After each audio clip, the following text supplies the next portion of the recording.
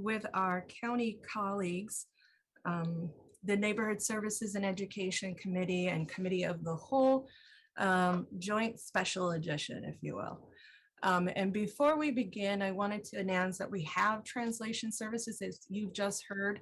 Our city clerk will share how those can be accessed for today's meeting. So if Tony, you can let us know or play a video.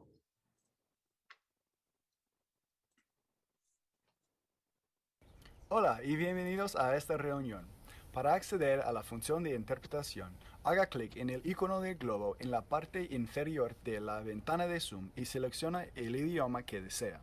Para escuchar claramente el audio de interpretación, le recomendamos que también seleccione la opción para silenciar el audio original, que es la opción más baja en el menú después de hacer clic en el icono del globo.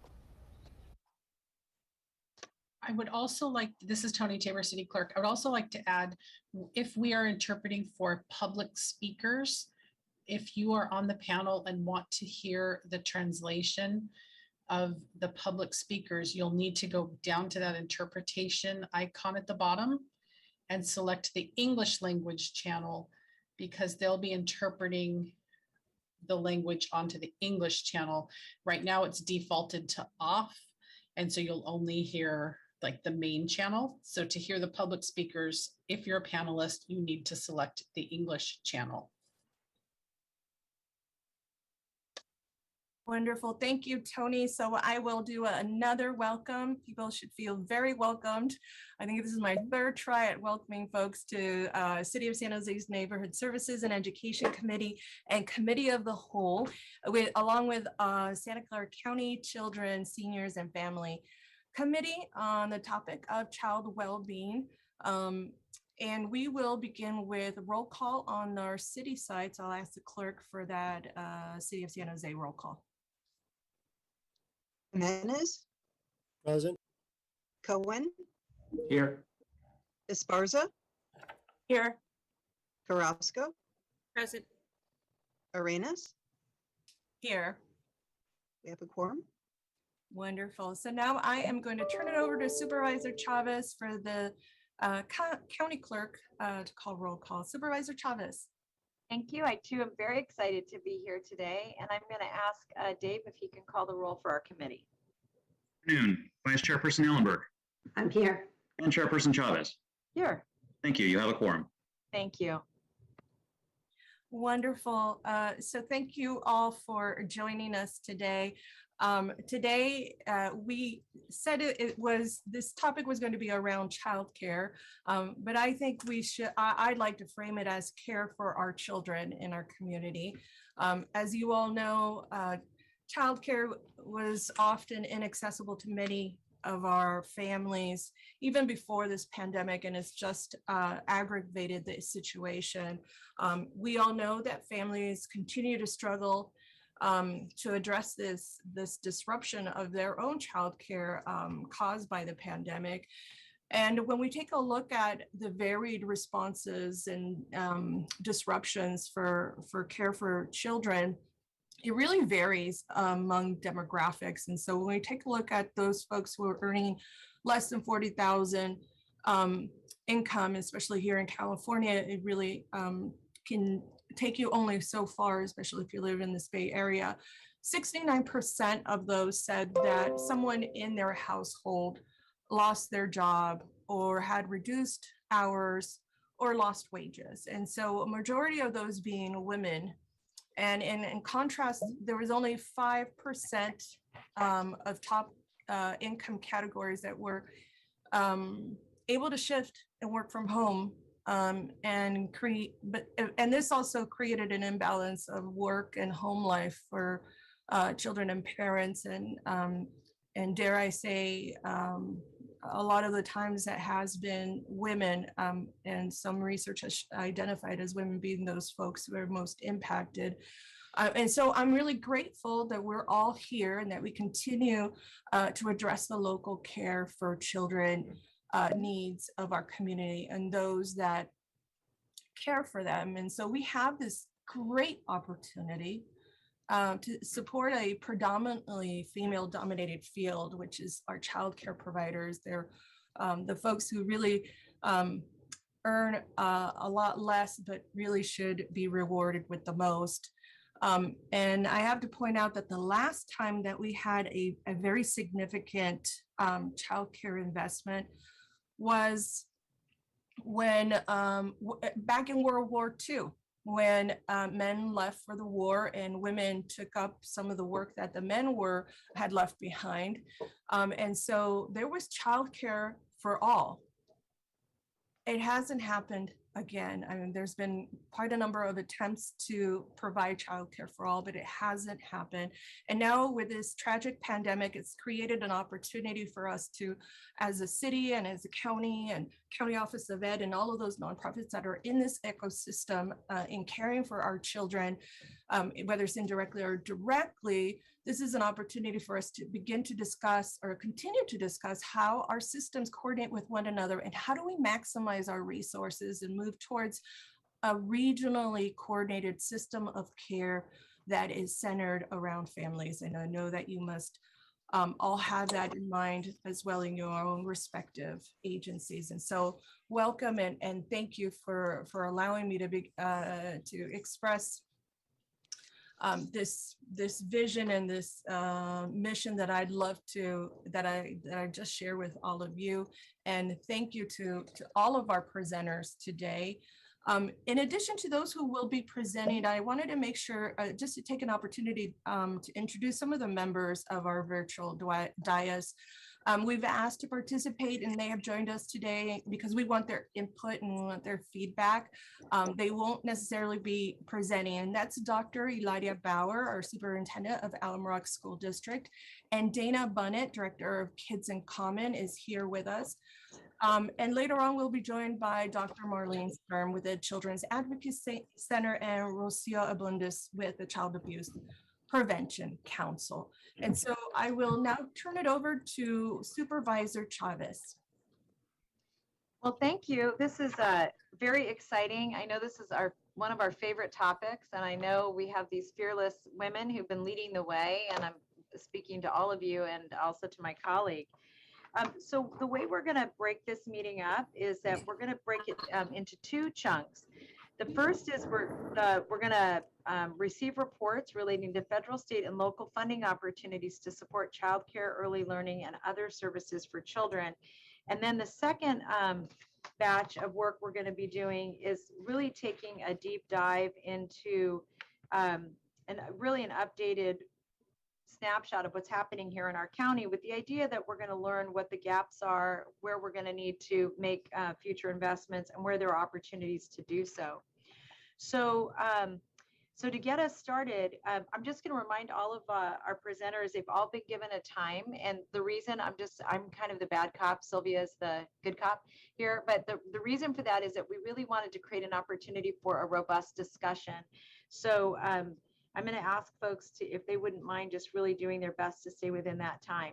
So to dive in, our first presenter is Dr. Marianne Duwan, our County Superintendent of Schools. And Dr. Duwan, I'm so excited you're here to get us started. We had a risk of losing her to jury duty today, but she made it. So thank you for joining us. Thank you, Supervisor Chavez and Councilmember Arenas and everyone for having me today. I wanted to just do a quick bit of housekeeping. We do have a slide deck. Is someone pulling that up for us? Great, I see it coming.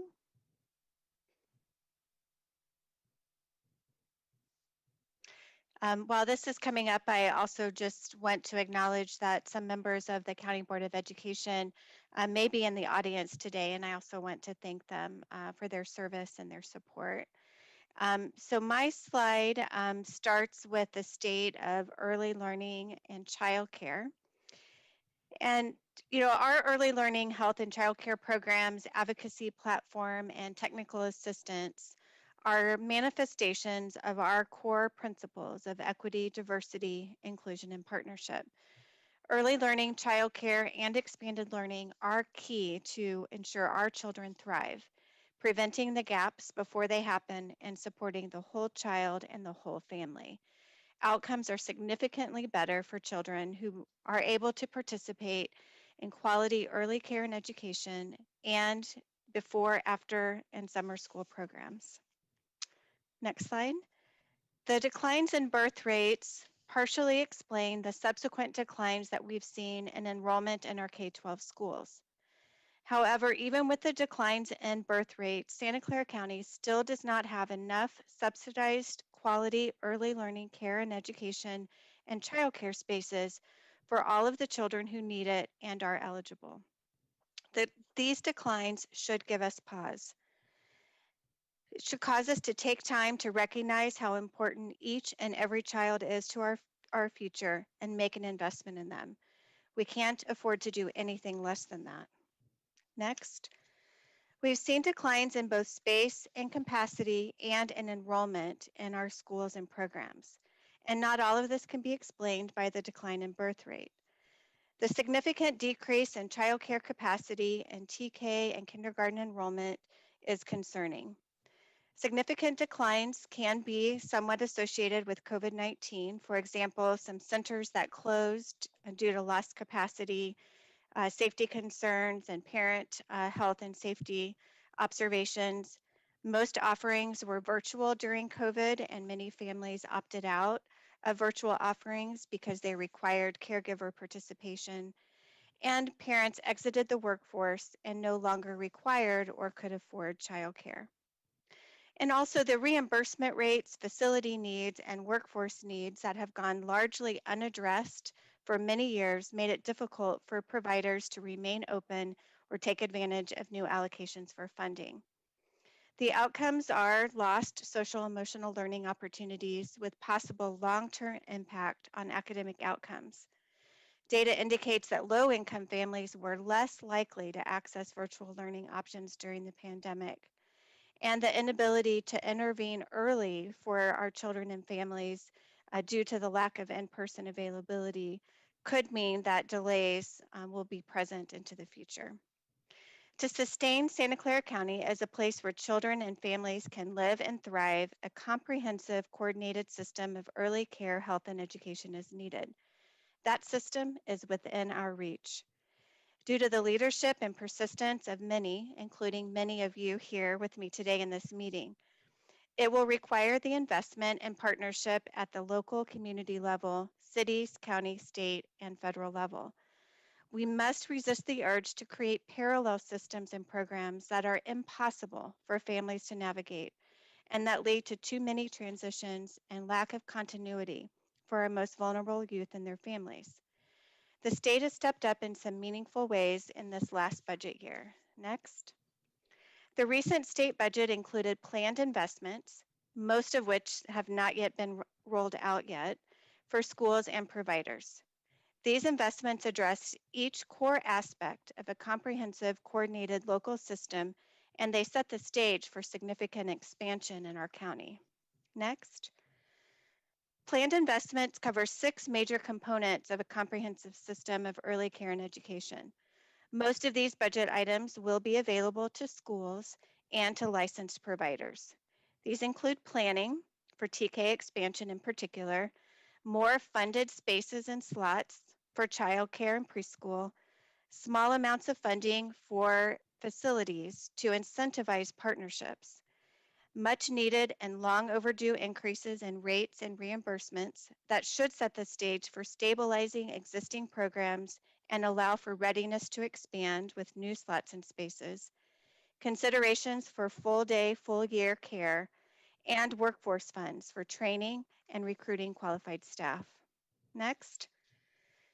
This next slide shows these buckets. The items in blue are investments that all schools and providers will be able to receive. The items in purple are competitive grants the County Office of Education and school districts would need to apply for in order to receive. And those 2 competitive areas are facilities and staff recruitment. Next. I also want to take a moment to celebrate some of the federal investments and some potential opportunities that could be before us. First, the federal government has made announcements and some commitments to universal meals. We also expect that there will be some increased investment in early learning or childcare, but we already know that that will not be universal preschool. And the Santa Clara area median income cap at $82,850 for a family of 4 represents a $50,000 increase over the current income threshold for the Head Start income eligibility. So that's a significant boost for our county. Next slide. So what does this all mean for Santa Clara County? It means, for example, that we will be eligible for about 350 more full day preschool slots, 8,000 new vouchers for childcare, and up to 10,000 new transitional kindergarten slots will become available. And with Santa Clara's new rate reimbursement, licensed state preschool and childcare centers will see about a 20 to 30% increase in funding. Licensed family childcare homes will receive about a 10% increase, and our after-school programs will get a boost in their per student day rate, so their new rate will be approximately $10.18 per student per day. That will also be a benefit. Next slide. Many have been asking about the impact of transitional kindergarten expansion. This is an incredibly exciting opportunity for the state of California.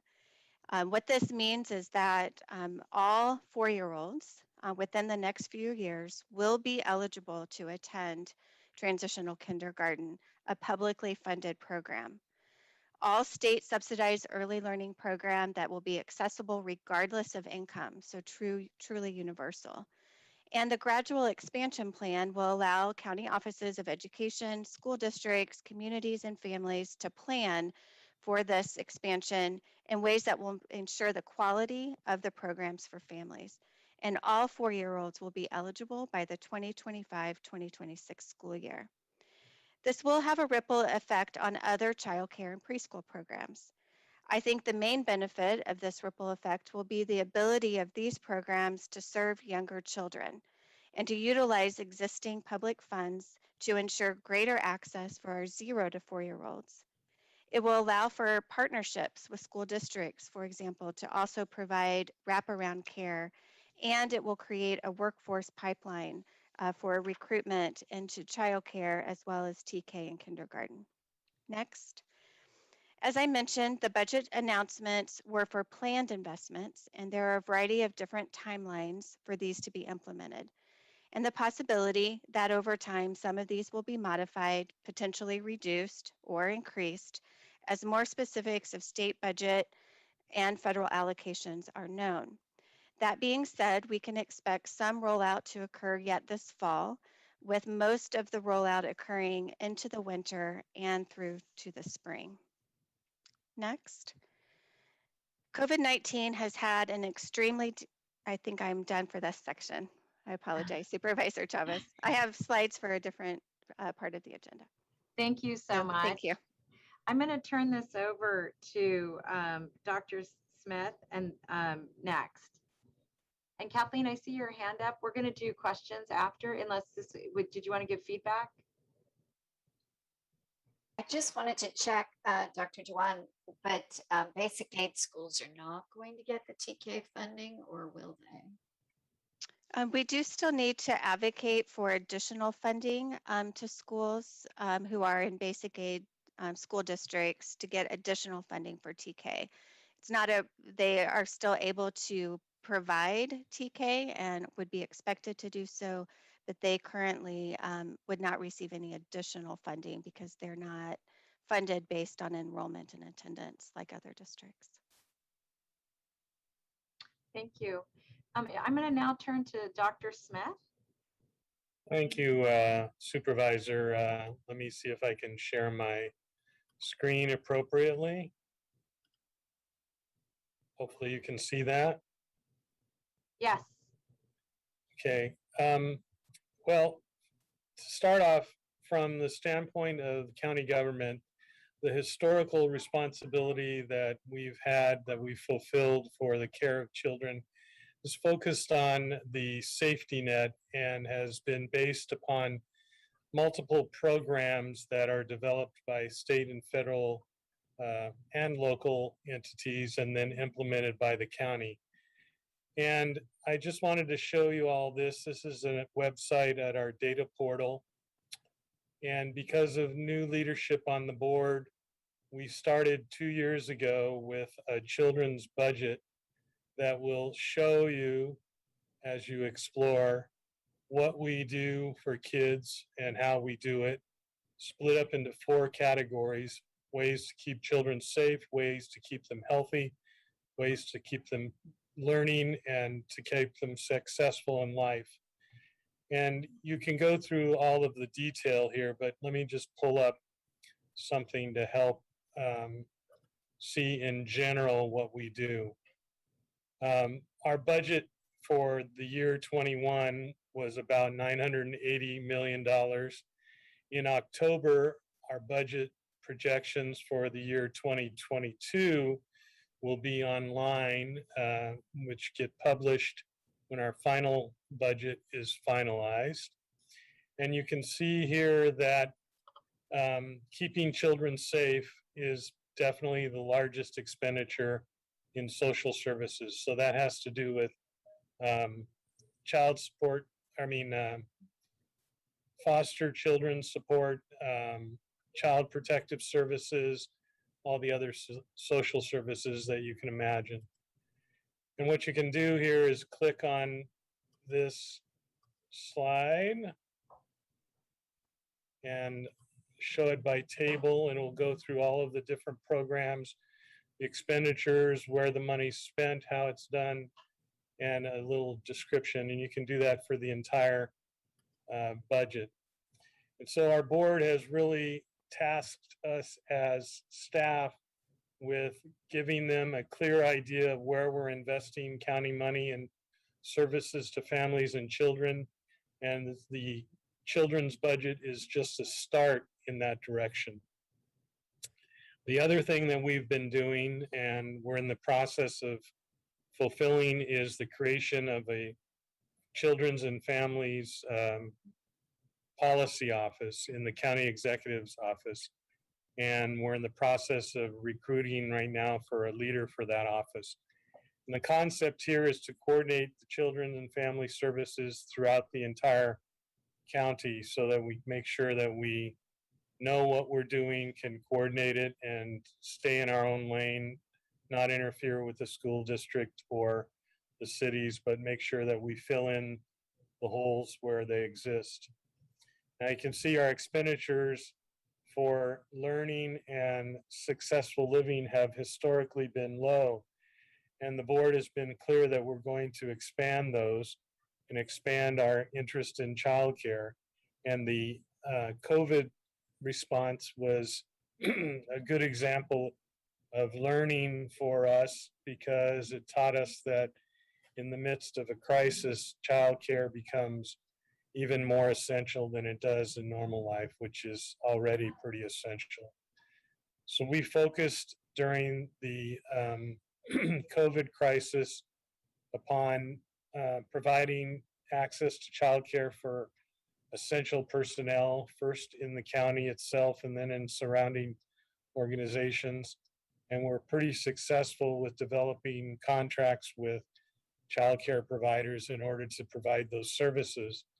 However, we also learned during that time period that it was critical for all of our employees to have childcare. With increased telecommuting and other needs, childcare was really a determinant, an extremely important determinant of whether people could successfully complete their work as well as balance their family needs. So we've been directed to negotiate with our employee groups, a benefit now, which will include childcare as a benefit for all county employees. In addition to that, we must continue our role as providing services to the underserved community. And we will continue that with our social services investments. And then there is considerable interest on the board, which I won't speak for them, but interest in developing a long-term vision of available and affordable childcare for every resident in the entire county. Obviously, this will take a lot of coordination with the school districts, the Office of Education, and the cities. But that's our goal. And we're very well on the way to provide it. In terms of special funding sources for childcare, we as the county don't get any special funding sources that are dedicated to childcare. And that's a remnant of funding at the state and the federal level, which focuses on program-based fundamentals. However, the board has given us direction, and administratively, we will be bringing to the board suggestions for funding coming from the ARP funding to go to childcare in our community. And that will obviously happen at the board's discretion. So that's pretty much all I have to say, unless you have questions. Thank you, Dr. Smith. I'm going to turn it over to Councilmember Arenas. Thank you. I'm going to introduce somebody that probably doesn't need an introduction. He has been a fixture really in the city of San Jose and a long-term employee. And that's Angel Rios. He's our deputy city manager. He's been leading the team in working together on this issue. You'll hear about a youth master plan and just some wonderful coordination efforts that he's been taking on under the city manager's office. Angel. All right, well, thank you, Chair Dennis. Good to see so many champions and child advocates here. That was a real impressive portal, Dr. Smith. We definitely need to incorporate that strategy here in our city. But I just wanted to take a quick few minutes to just kind of preface some of our next speakers. And the one thing that we have learned during this pandemic, right, is that children and families that were already vulnerable prior to the pandemic just have become, for the most part, even more vulnerable. And that's a real disturbing just data point, right? And so we feel a sense of urgency here at the city as well. We've talked about different children and youth strategies, but really the bottom line is that we got to do better. We got to be more intentional about how we do this work. As I think back to the pandemic, I mean, over and above the investments that the city was already making through the pandemic, we invested an additional $3.6 million that went to subsidize direct access to childcare slots and support for children and families. but that's just, scratching the surface, as we all know, right? And this concern really was brought home to me about a few weeks ago when I had the opportunity to speak to about 30 youth that were in our San Jose Works job training program, and it was with their first jobs. And one of the questions I asked them, it had to do with their hopes and fears. And one young teen, her response, I think, just nailed it. She said, my biggest fear is not being able to live in the city that I've been raised in. And to me, I think that just really brings home really the why of this, meeting here, right? And from a city standpoint, throughout this last budget process, we made a very intentional commitment with the support of a lot of the elected officials that you see here in this committee. We are intent on developing a children and youth master plan for the city, and we hope that this children and youth master plan is integrated with our community-based partners, the county, all the different partners that are in this field, and so that we as a city stop talking about what we need to do and codify these things in an actual plan that gets funded and invested in as we move forward. So I'll say a little bit more at the end of the presentation, but just again wanted to thank you and just to let you all know that as a city we are intent on really holding ourselves accountable and true to investing in our children and families going forward. So with that, I'll turn it over to Sarah Zarate, who will give you a snapshot of the landscape here at the state and federal level. Thank you, Angel. Good afternoon, council members, county supervisors, key partners, and members of the public. My name is Sarah Zarate, Director of the City Manager's Office of Administration, Policy, and Intergovernmental Relations. As our partners in the county summarized, we saw historic federal and state investments in childcare and early education this year. While the city's programs weren't eligible for direct federal or state funds, funding was directed to the ecosystem of licensed childcare providers and school districts now required to provide universal TK and expanded after-school programs. As we seek to leverage partnerships with local programs supporting kids and families, there are potential opportunities for San Jose to contract with school districts seeking to meet increased demand for after-school programs. Another recent policy development was the expiration of the license-exempt provider waiver for school hours programming. As a license-exempt childcare provider, the City of San Jose can only provide a total of 14 weeks or less of public recreation programming for school-aged children in a consecutive 12-month period. In addition, state statute specifies that the programs can only be offered outside of normal school hours or periods when students are normally not in session. The city was granted a temporary waiver under the COVID-19 state emergency declaration that expanded the 14-week limit and allowed the city to operate during school hours. This enabled us to run our remote learning pods during school closures. As we look towards legislative advocacy opportunities for next year, we would again pursue statewide funding for license-exempt childcare programs operated by libraries and city recreation facilities. We can also explore a legislative fix to current state law, limiting operating hours and barring license-exempt programs from operating during school hours. Moving legislation can be challenging and requires collective, potentially multi-year commitment from many stakeholders. And opposition and policy hurdles do exist in this space, particularly from those who hold that providers not subject to the same standards as licensed providers should not be allowed to expand their hours.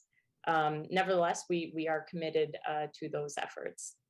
And now that concludes my portion, and I think I'm passing it off to, is it Michelle?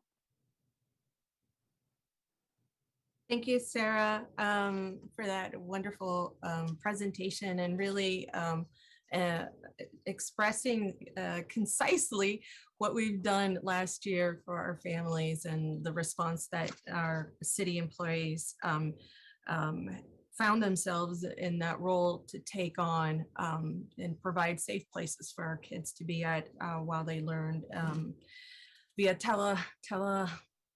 I don't know, what do you call that? Not telehealth, it would be tele-education. Anyhow, so we're gonna move into a discussion period, and this is really an opportunity for us to ask some of those questions that have been burning. I think Kathleen had one. I also have a question. As soon as we finish with this discussion and maybe some of these brainstorming ideas on how to coordinate with all of us, we're going to move into section 2B. After that point, we will hear public comments. So just for those folks who are listening to our meeting from home, you'll have an opportunity to comment after section 2B. This is technically just finishing up section 2A. So while I'm on the queue here, I do, and because I know Dr. Bauer needs to leave by a certain period of time, I think 4 minutes, I'm going to just ask her really quickly. Dr. Bauer, I'd love to hear your thoughts. I know that you and I connect from time to time, and I hear about, the hardest to reach communities. I'd love to hear if you could be that voice for some of those folks who can't make it to this meeting and express some of those needs, top priorities, the convenience of location, and maybe some gaps that you see that you'd like to have addressed. Thank you so much, and good afternoon to everybody. It's so wonderful to see a whole bunch of beautiful, familiar faces and total champions of early learning. It takes me, it's as I heard Dr. Dewan and Dr. Smith and Sarah Sarate, it just brought me, it took me back to my first year as a superintendent in Alum Rock, where we had a major gap in terms of providing preschool for all the students in Alum Rock. That was how this kind of conversation got started in Alum Rock. And a whole number of people that came to our support in those early days of early learning in Alum Rock. And I just want to give a huge shout out when I was looking at the last presentation and all of the things that the city has been able to accomplish and to move forward. It just reflects a lot of the work that we did in those early days. And big thanks to Councilmember Carrasco, because back in those days, if you remember, Magdalena, San Jose Learns was a huge part in Alum Rock of how we were able to fund the gaps in terms of early learning. And I just have to say thank you. Back then, we were one of the first districts in the state, us and somebody down south, who started providing TK and Young 4 education to our students in that quest of providing early learning for every child in Alum Rock. And in that effort, we were not receiving any, it was a district contribution. The district invested in that, and we were not getting any ADA for those students, because remember, the formula was you get money until that child completes 5. So we were very bold, and we invested at the tune of about $4 million per year for about 6 years, and enhanced those dollars with San Jose Learns to provide full-day kindergarten and after-school programming for those students, because these were the kids that that had access to nothing. They did not qualify for Head Start because their families earn $100 a month too much. You can imagine that. There was not, some of them were not able to afford state preschool, and there was just not enough slots, no seats. So we're talking about those gaps that were and that currently are.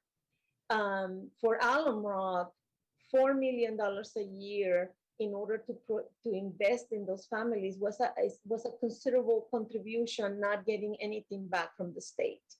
This year, we're in the 2.6 million because of declining enrollment and because a lot of those families were not able to stay and survive in our county. So that is a huge gap.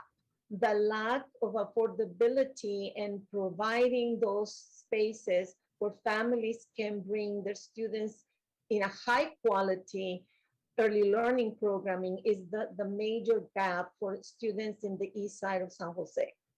The other major gap, it's being able to provide flexible hours to our families for this kind of care, high quality care.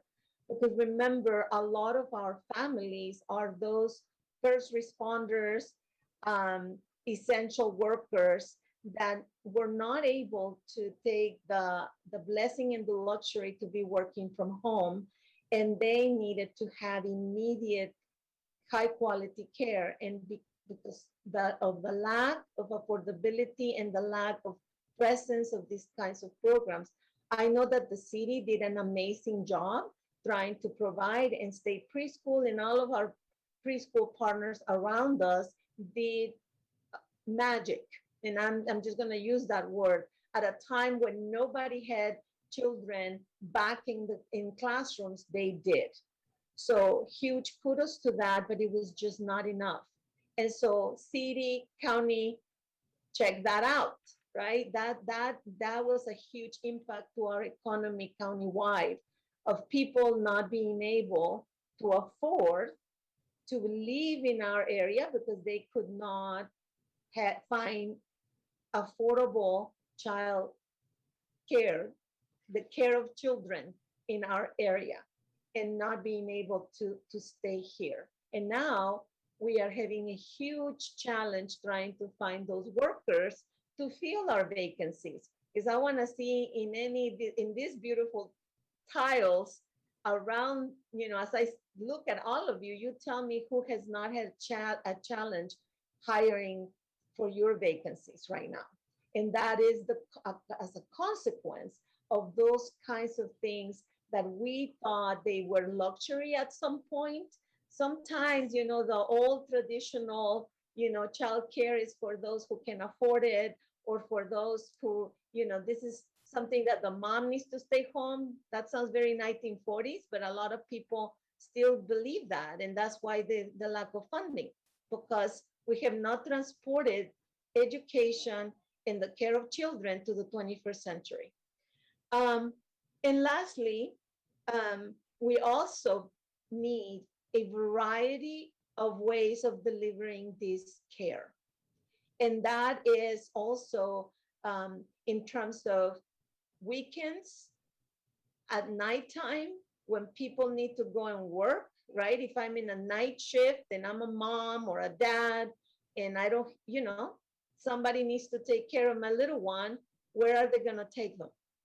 And this is not only, for early learning, but that also becomes an issue for elementary age school children. So Council Member Arenas, you asked me to talk about the gaps, what is going on. That is a little bit of what is going on. And I want to thank you so much to each and every one of you for participating, for listening to this. It's about time, right?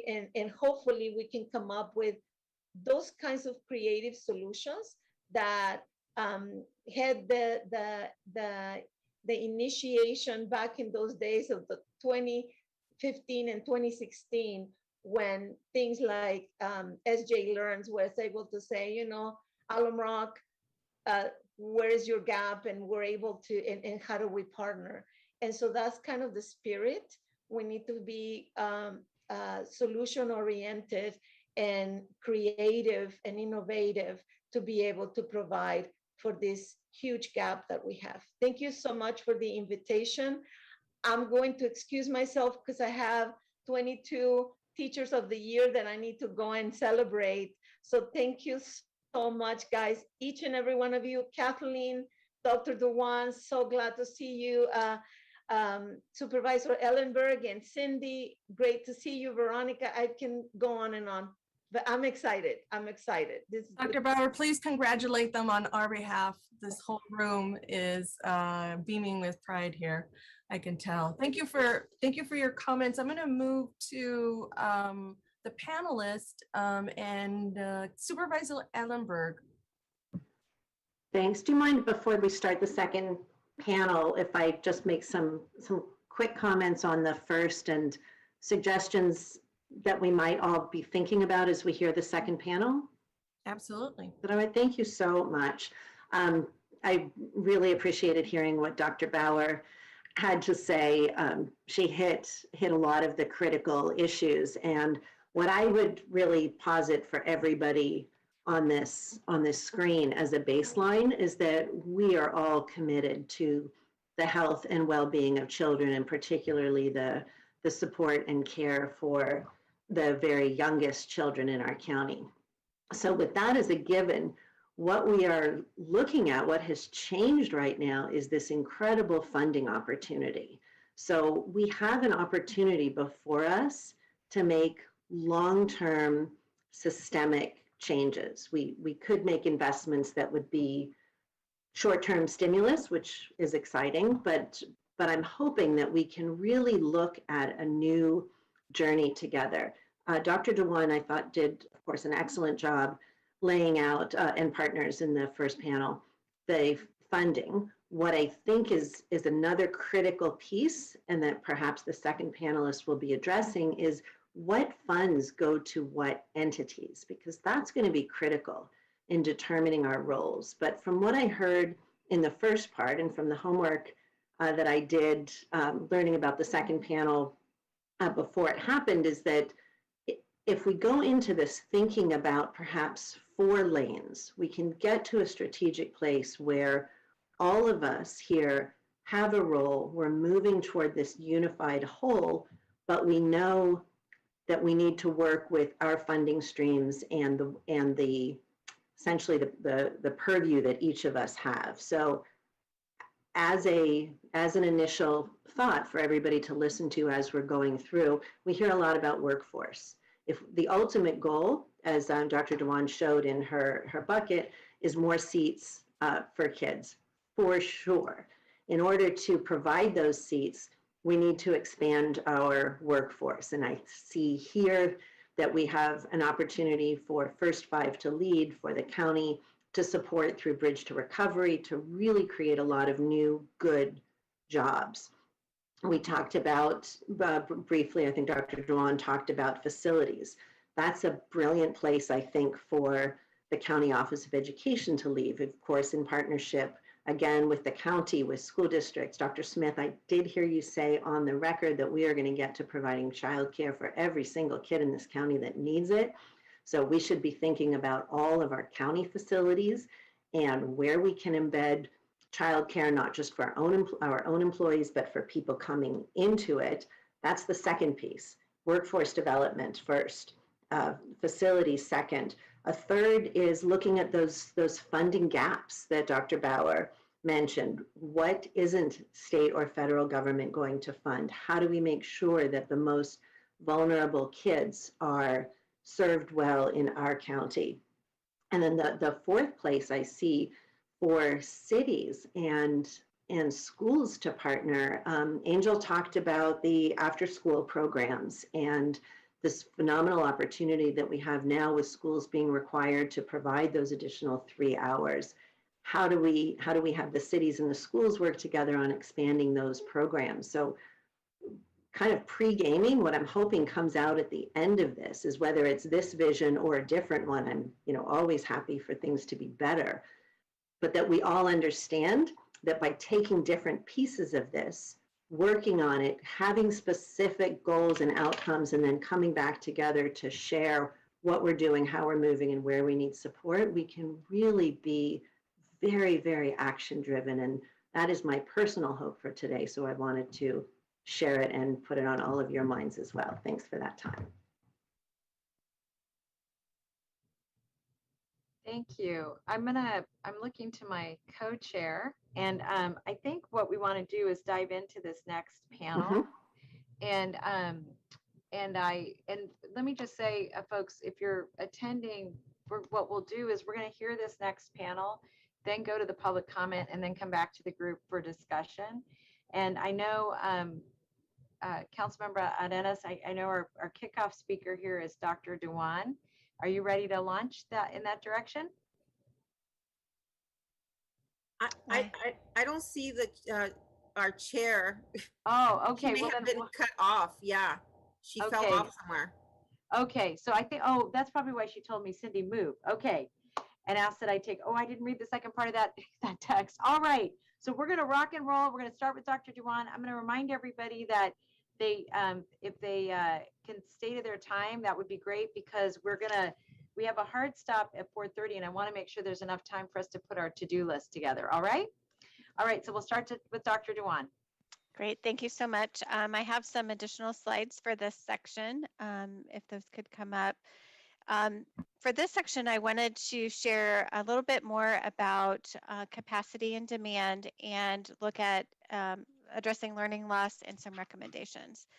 So during COVID-19, there was an extremely damaging impact on early care and education in our county, as you can see from the statistics on this slide. The good news of this, however, is that there are new state subsidized slots that will increase demand for childcare providers, and this would be primarily the licensed childcare providers. And we're going to see that we need 570 to 2,000 new childcare providers in order to offer the new available 8,000 subsidized slots in Santa Clara County. So really important that we could add 8,000 new slots to our county, but we will also need the workforce to make that a reality.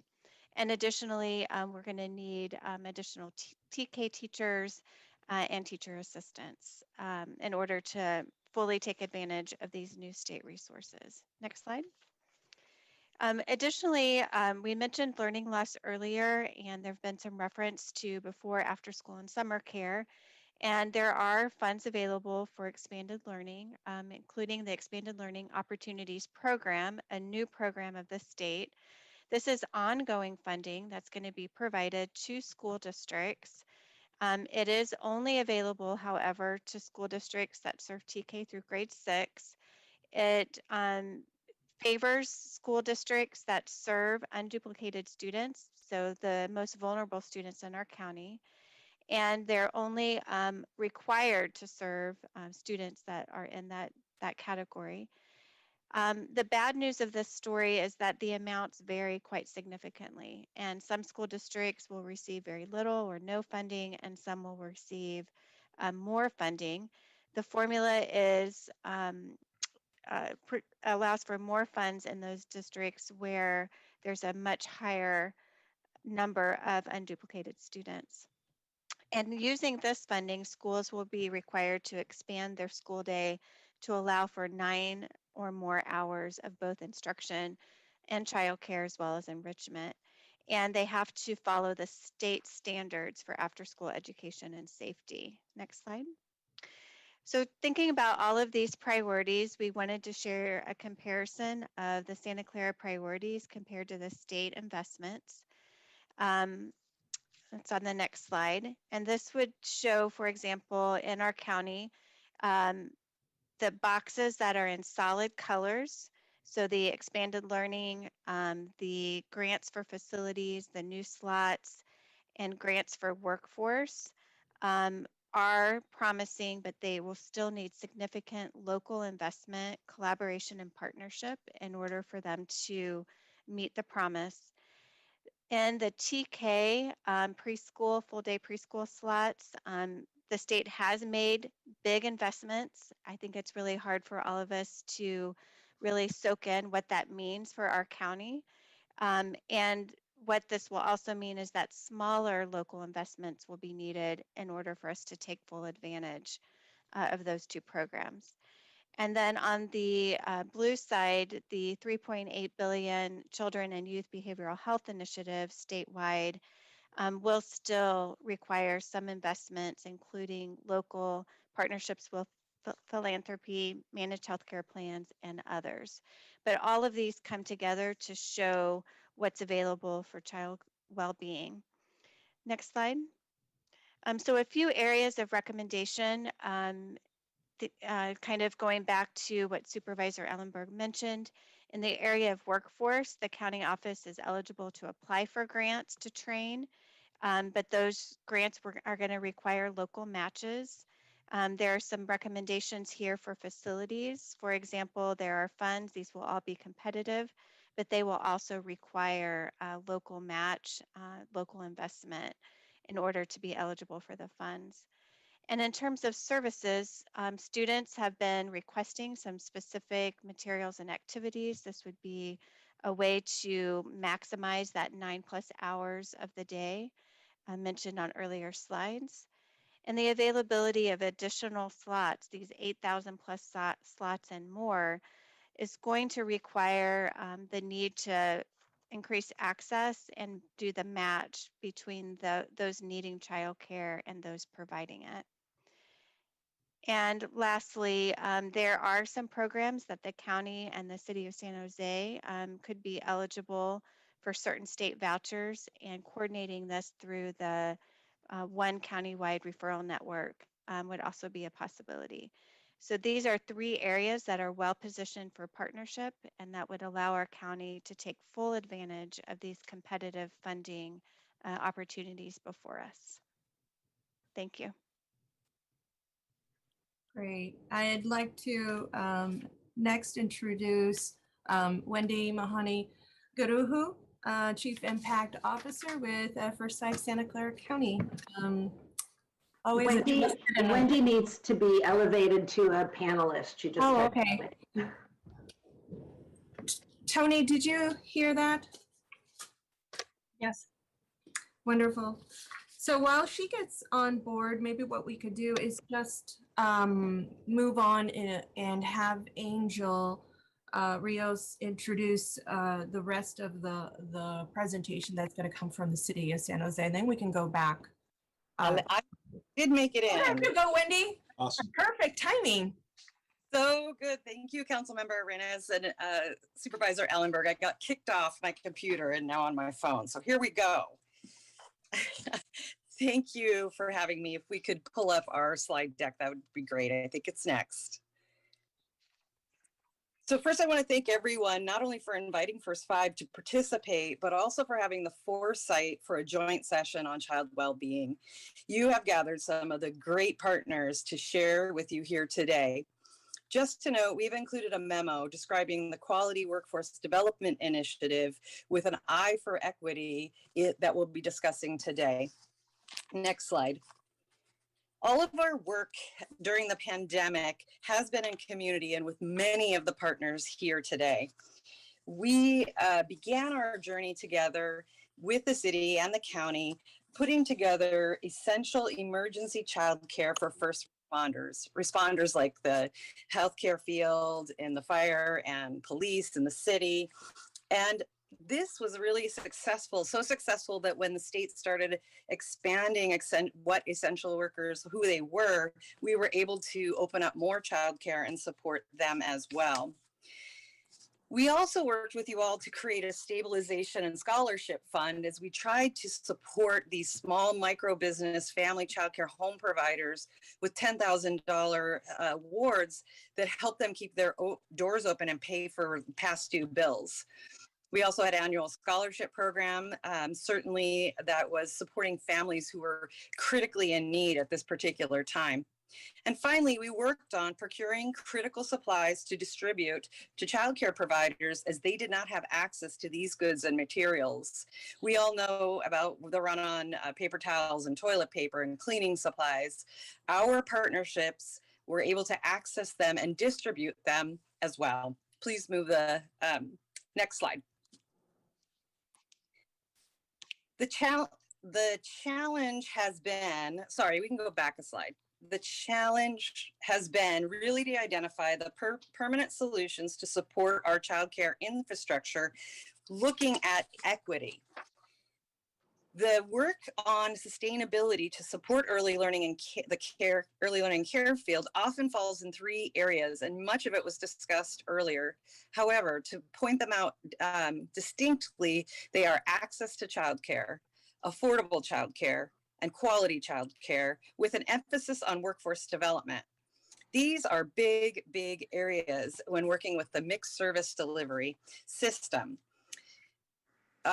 Let's see, today we will be focusing, the next slide, sorry, one more. Each of those, by the way, need their own strand. Yeah, our slides are backwards. I'm so sorry, everyone. they're coming up backwards. Look, can we go there? Keep going, keep going, keep going. Keep going. There we go. We'll just leave it right there. One more, go into the middle. Well, not the house, go back up. Yeah, they were put in backwards. Okay. Today, we're going to be focusing on the 3rd area of childcare infrastructure, workforce development, equity-focused initiatives. It was just reported by the Center for the Study of Childcare Employment that we have lost nationwide 127,700 childcare jobs since February 2020.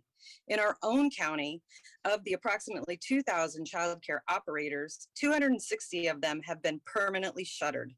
It's devastating.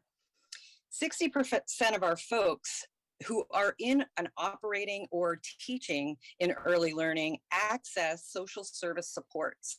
It's certainly understood that these folks are not paid at the wages that are necessary to not access those support. And as our small microbusiness family childcare homes, 40% of our women, first of all most of them are women, 40% of them self-identify as Black, Indigenous, and people of color. This is why we're focusing on creating 3 workforce development initiatives to support not only our field, but also the larger economy. The first is the Shared Service Alliance that will create a Santa Clara County family childcare home network with a focus on supporting family childcare home providers with back-end business supports that they do not have access to. They, much like they're needing support accessing medical care or doing their taxes or tuition, creating tuition schedules, this is often reported to us as a deep need, as well as professional development structural support system. The second area that we're focusing on is supporting the universal transitional kindergarten programs as we work closely with the County Office of Ed in supporting interested early care and education professionals in obtaining their teacher credential so that they can access the higher paid jobs where they have benefits and union protection. We also want to support the efforts to advocate for an equity-oriented emergency credentialing process. And finally, we are working on creating an apprenticeship program, much like the one we have in the trades.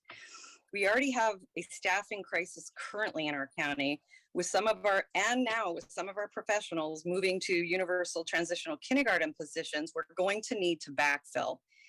We are working on this particular program, and it has been replicated in other counties throughout the state.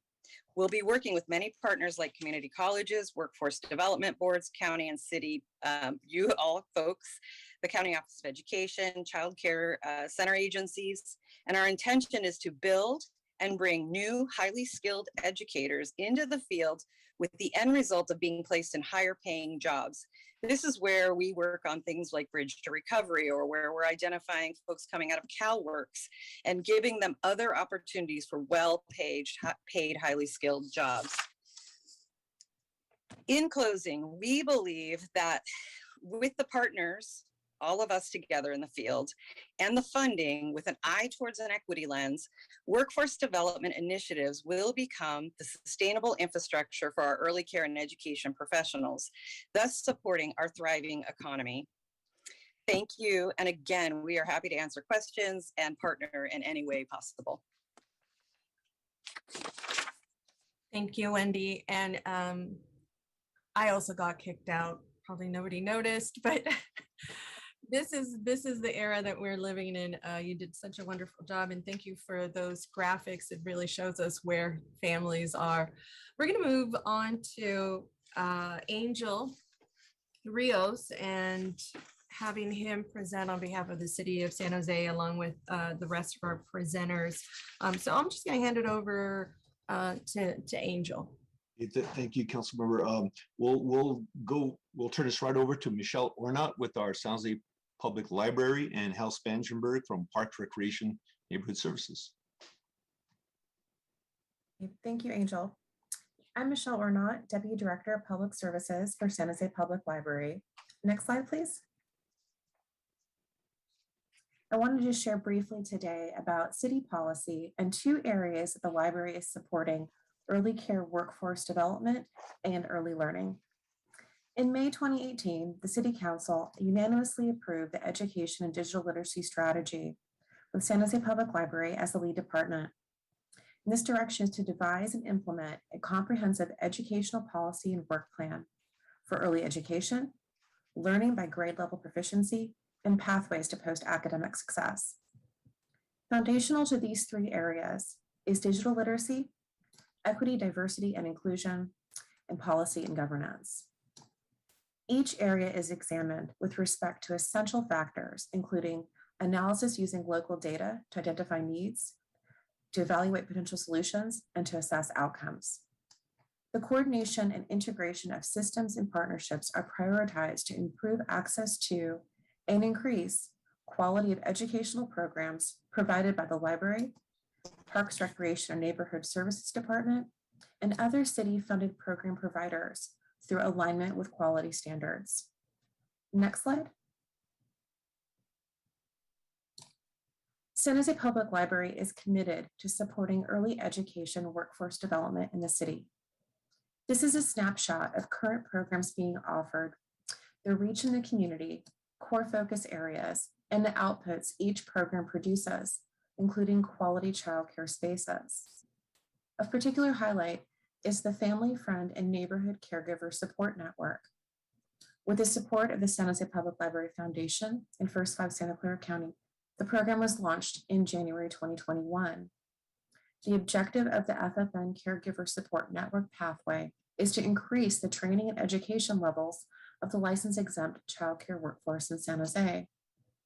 Successful completion of these programs in the current iteration by our participants can yield more than 900 additional childcare spaces. The second program, the FCCH program, will follow closely with the FFN pathway. And 2 additional support paths are available through Career Online High School and also through our SJPL Works programs. Next slide. In support of the city's education policy and EDL strategy, SJPL provides several preschool learning foundational programs designed to meet the needs of children ages 0 to 5 and their caregivers, particularly through story times and kinder readiness.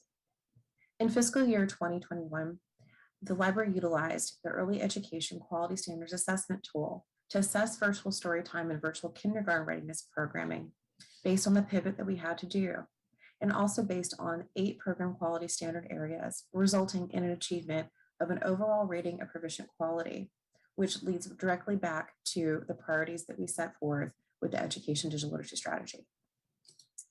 Now I'll turn it over to Hal Spangenberg. Next slide, please. Thank you, Michelle. Good afternoon, council, committee members, community partners, and members of the public. My name is Hal Spangenberg, and I'm the interim division manager for PRNS, and I've also served as the assistant director of the EOC childcare branch for the city of San Jose for the past 1.5 years. This slide represents childcare related programming that PRNS has provided and plans to provide throughout the fiscal year of 2021-2022. Included in the summer programming are full day camps for youth ages 5 through 12 and our half day preschool camp for youth ages 3 to 5. These camps serve nearly 1,400 youth throughout the city of San Jose at 22 locations and provided over 20,000 lunches and snacks.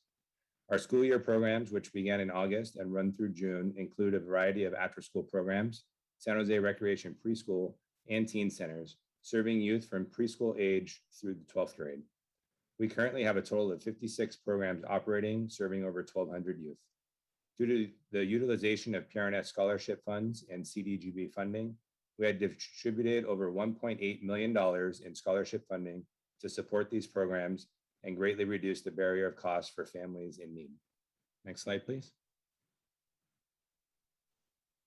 Because of the reporting and tracking requirements for utilization of CDGB funds, PRNS has had the ability to track usage data that we haven't in the past. This slide represents a snapshot of subsidy utilization during the summer of 2021.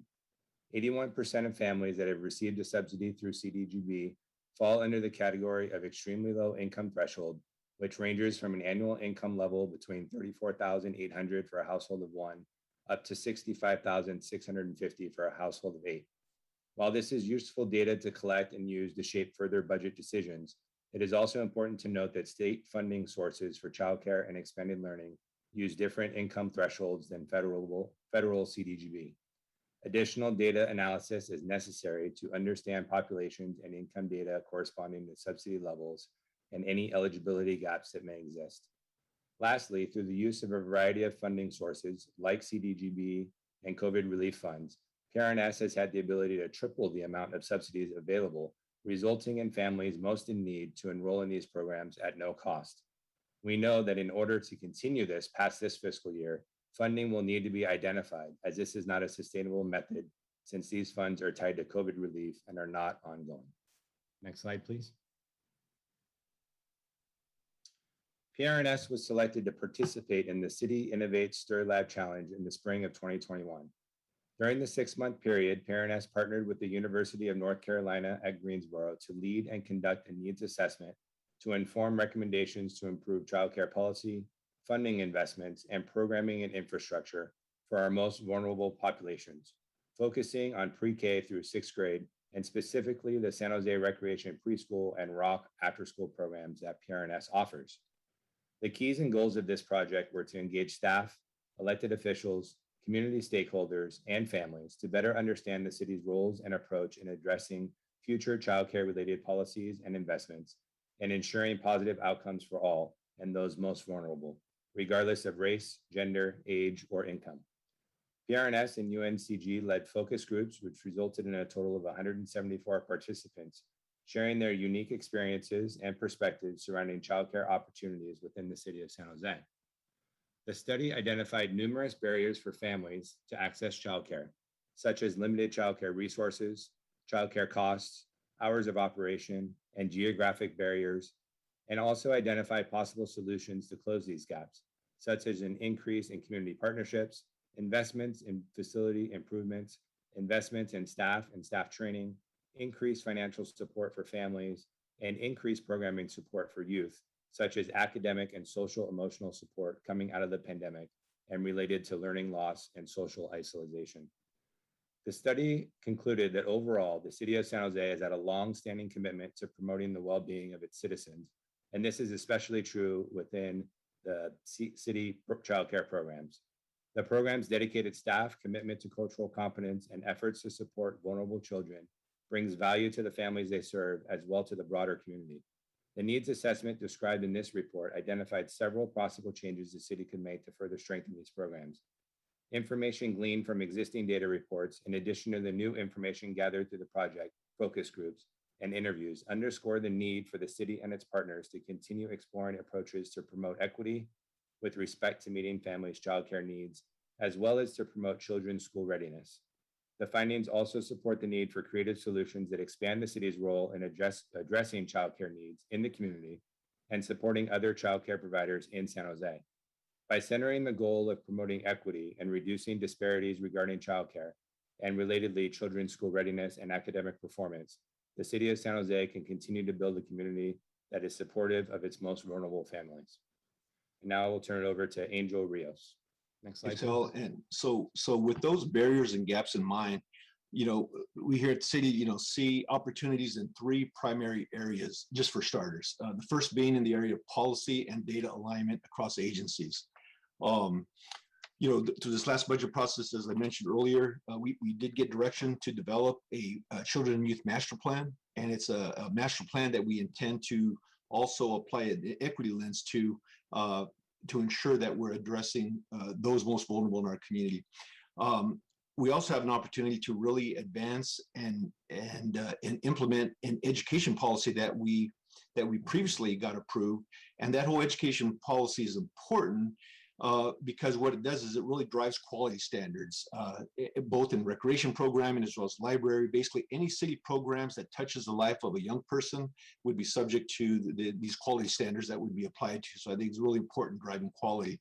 And then, of course, in the area of childcare is really taking a look at city assets, wherever applicable, to really explore and fund the conversion of those assets into childcare slots and recreation programming facilities.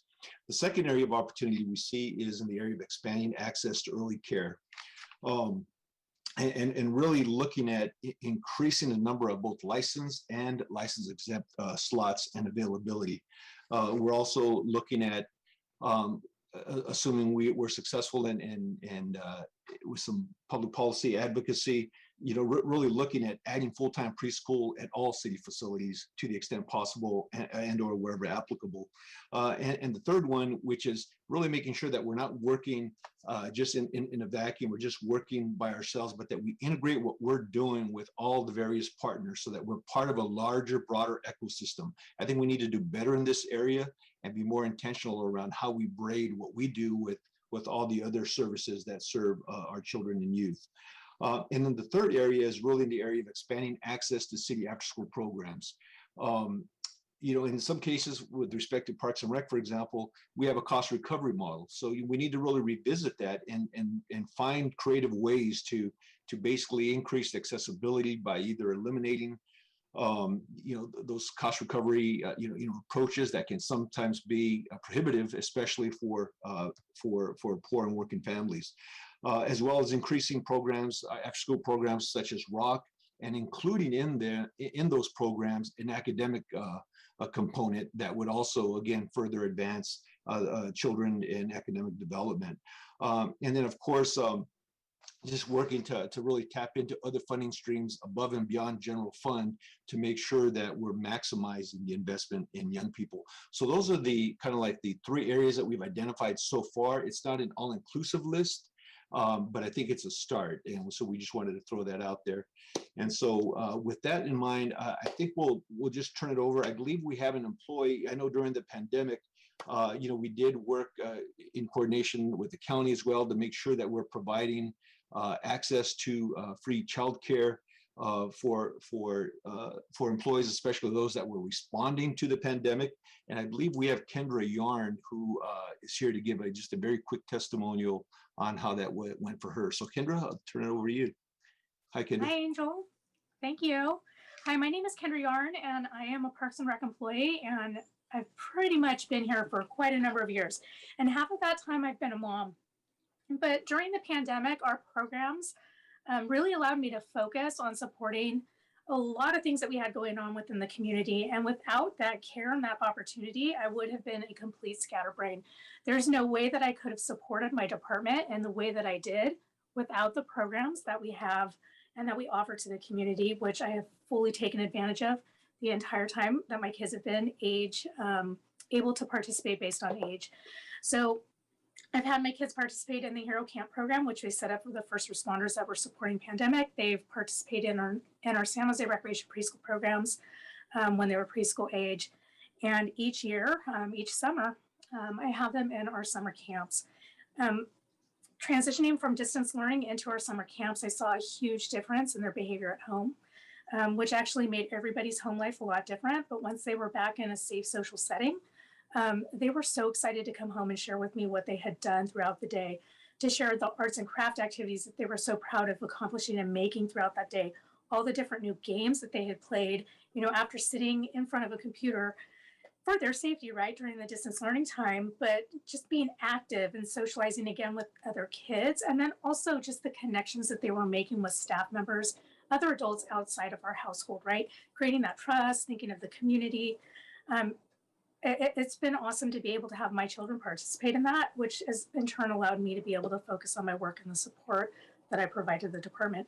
I can seriously go on and on and on. And if there was one thing that I actually wished we could do for the school year, was allow my kids to participate in our ROC programs after school. So when Angel talks about access or expanding our rock recreation programs, I think whenever we're able to provide another opportunity for families, especially families that need to work, to provide them multiple service providers at each site is kind of a good thing, because then those family members or those families are able to think about what's going to work best for their family. Do they want to be able to have their child in an ACES program that goes until 6 o'clock, or do they want to have the flexibility of a paid program and pick them up and spend, pick them up earlier than that 6 o'clock timeframe? So I love our programs. They super help me. They help my kids. And if there's any other questions, I think I was only supposed to talk for 2 minutes, so I'll try to keep it at that. End of report. Kendra, that was a beautiful testimony. I love it. I love it, because these are the voices of our parents and our working moms that we are hoping to address today, that we will be addressing together. Before I turn it over to Supervisor Chavez, I just wanted to thank Angel once again for his leadership, and Hal Spangenberg. I think somebody, I didn't say it was a miracle, but I sure as heck will take that compliment up. I know that when we had our learning pods, you were absolutely crucial in that effort. Hal, your heart is always in the right place for our children, and that is your North Star, and I really admire that. And as well as John Cicerelli and Jill Bourne on her side of the library. There's a lot of really great ideas that came, informal care that came through that, as well as Ann Grabowski and Michelle Arnott. And so I just want to, these are just some of the folks that you see here, but behind them, there's a huge force of people that have a desire and a passion to serve our community in a way that fits them. And so when I heard about Dr. Brower talking about non-traditional hours, I think that's something that maybe we should take up in the discussion part of this. But I'm going to hand it over to Supervisor Chavez. Thank you. We're going to turn now to Marissa, who's a county employee, and then we're going to have a couple more speakers before we go to the public. And I just wanted to alert the public that if you would like to speak, your turn will be coming up after the next few speakers. So this would be the time to raise your hands. So with that, I'm going to turn it over to Marissa, who's a county employee who wanted to give some reflections on childcare and her needs. Hi, my name is Marissa, and I work for the Department of Family and Children Services. I want to share just some needs that I had in the past in regards to childcare, and then other feedback that I've had from coworkers and even the families of DFCS that we serve. And in regards to that, like my daughter, I have a 12-year-old and I have a 14-year-old. My 14-year-old is autistic, so it's very hard to find childcare for her, not only because of, the certain challenges that she has, but every time there is a program that opens up, it is like completely ambushed and jam-packed within, hours or the day or 2 days. And so there, I noticed that there is a lot of childcare programs out there, but there's not enough. And they fill up extremely fast, or they become unaffordable. The other thing I wanted to say was working with DFCS, the two most biggest problems that, people come to us, families come to us about is childcare and housing.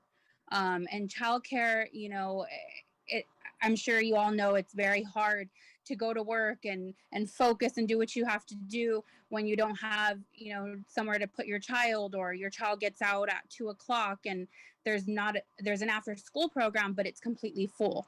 So then you have to work with, your boss who, if, hopefully they work with you to get out sooner, to the programs are full and whatnot. So, I mean, just from my experience, I've been, and I've been lucky enough to have, my mom, a lot of family, and I work graveyard. So I'm able to care for my kids, but that's not something that's realistic for everyone, out there or working for the county, that they can work graveyard and be able to pick up their kids and drop them off and whatnot. So I just kind of wanted to share that, and in hopes that, you guys hear me, and hopefully there's some programs that we can expand out there, or even some affordable programs. I've been lucky enough to take advantage of the City of San Jose Community Center summer camps, where, you know, I'm able to, because my daughters get reduced lunch, I'm able to apply for a financial scholarship. But again, that's something that you have to apply 3 to 4 months in advance, and it's gone within less than a week. And then after that, it's just extremely expensive to put them in summer camp. So, I mean, if, you know, there can be some programs that are offered, some more, it's definitely beneficial for our children out there. We want to make sure that we, you know, have enough programs and supportive, positive programs so that they grow up in a positive environment and we prevent them from going the wrong direction in life.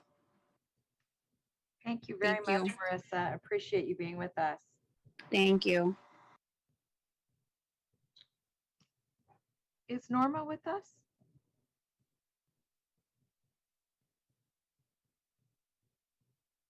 I don't see Norma. Soy yo, soy Leticia. It is me, Leticia. Here, perfect. Buenas tardes. So good afternoon to all of you. Good afternoon to all of you. My name is Norma Tomas, and I'm a single mom and leader of Somos Mayfair. Since my child was 1 year old, I have been trying to place him in a child care facility for kids so I will be able to access a job, because I only depend for what I'm given from my ex-husband. Unfortunately, in all the places that I have tried to apply, I haven't been able to qualify for them. And since they require me some documents that I'm not able to provide. And since I'm working, I haven't been able to do it because I don't have the childcare in the mornings, and I'm not able to work in the afternoons, since including the programs, after school programs, are always full. And there's a waiting list, and this makes it possible to be able to afford the life with my kids. That is why I'm here waiting for my testimony to help to attract and bring and encourage and strengthen the resources that we have in airport and facilitate the documentation process for a single mom. That for me, it is a priority to receive these resources. And then my kids will have access to programs that are based upon quality. And meanwhile, I'm working and provide what's needed for my kids. I'm really thankful to all of you. Gracias, Norma. Thank you, Norma. Thank you, Norma.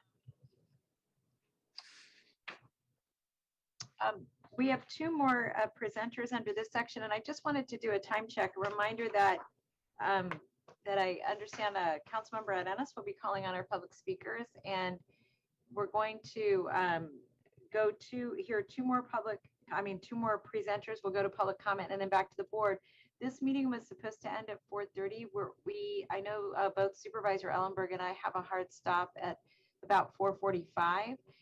So I wanted to make sure, and also for our panelists, I know many of you were planning on a 4:30 meeting as well. So we're gonna see if we can all hang out just a little bit longer to make sure we can get to the next steps. So with that, I'll turn it over to Veronica Goey and then to Kathleen King. And Veronica Goey is the Executive Director of Grail Family Services. Welcome. Thank you, Supervisor. If someone could pull up my slides, please, really appreciate it. Good afternoon, supervisors and council members, members of the committees, partner agencies, and members of the public. My name is Veronica Goey. I'm the Executive Director of Grail Family Services, and I'm also here on behalf of the CSF Collective. I very much appreciate your invitation to share the voice of the East San Jose community. Next. In making funding recommendations for EC services in East San Jose, we believe it's important to consider community assets as much as the identified needs. As part of our EC assets, GFS and the CSF Collective serves hundreds of young children through a variety of ECE service delivery models highlighted on the slide. Some state-funded preschools, parent co-ops, a network of licensed childcare providers, and most recently, Grill Family Services in partnership with the collective was selected for a national economic mobility initiative in which we are training 24 unlicensed providers in our community, which is incredibly excited. We're very excited about that. These service deliveries, all these approaches were designed to meet the needs and the preferences of the families we serve. The programs all include a strong parent engagement component, which we view as a critical part of the service delivery. Many of the parents have become strong advocates for young children. Next. Our families have identified a variety of needs. However, offering childcare during alternative hours has risen to the very top.